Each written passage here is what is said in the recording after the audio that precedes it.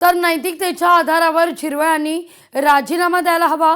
मंत्रालयातील एसीबीच्या कारवाईवरून संजय राऊतांनी ही मागणी केली आहे। त्यांनी नैतिकतेच्या मुद्द्यावर राजीनामा दिला पाहिजे। सगळ्यात आधी नरहर झिरवळ काय आहेत हे सगळ्यांना माहिती आहे, त्यांच्या पेठ तालुक्यातल्या लोकांनाही माहिती आहे। मला तोंड उघडायला लावू नका। ज्यांना झिरवळांचं चारित्र्य माहिती आहे या संदर्भातलं, तर त्यांना काय सांगायला नको की त्या मंत्रालयात किती अनागोंदीने अराजक माजलं होतं ते। ह्याच झिरवळांच्या काळामध्ये उपाध्यक्ष असताना पक्षांतर बंदी कायद्यासंदर्भातले काही विषय पक्षांतराचे त्यांच्यासमोर आले होते आणि काय आहे पडद्यामागे काय घडलं हे आम्हाला माहिती आहे।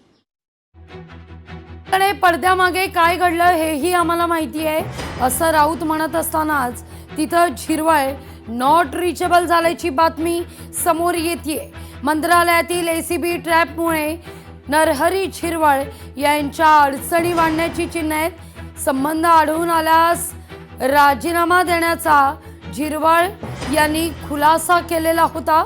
त्यामुळे या सगळ्या घडामोडीनंतर झिरवळ नॉट रिचेबल होणं याचा काय अर्थ लावायचा याविषयी राजकीय वर्तुळात चर्चा होतीये।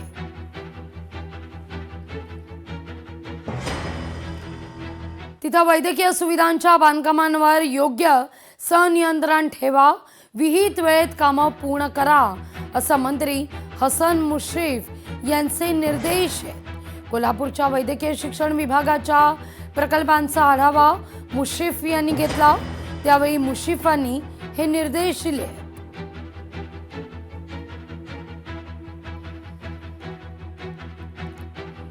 तर जरांगे यांच्या दबावामुळे कुणबी प्रमाणपत्रांचं वाटप होतोय। मराठवाड्यातील 310 प्रमाणपत्र वाटपात भ्रष्टाचार झाला असा आरोप ओबीसी नेते नवनाथ वाघमारे यांचा आहे।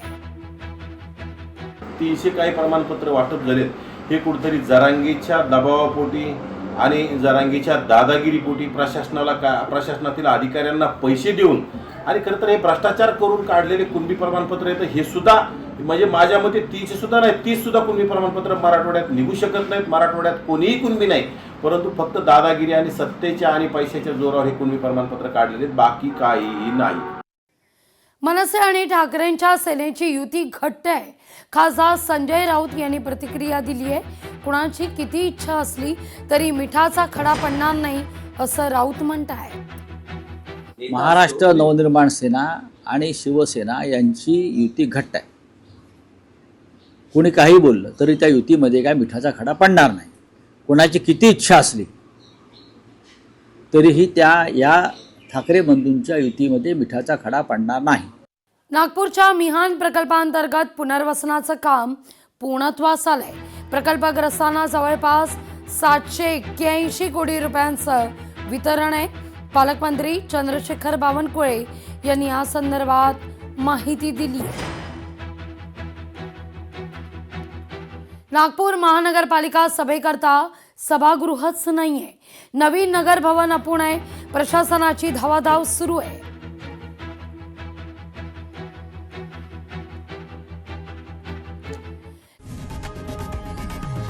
लोकशाही मराठी ऐका, पहा, जागरूक रहा।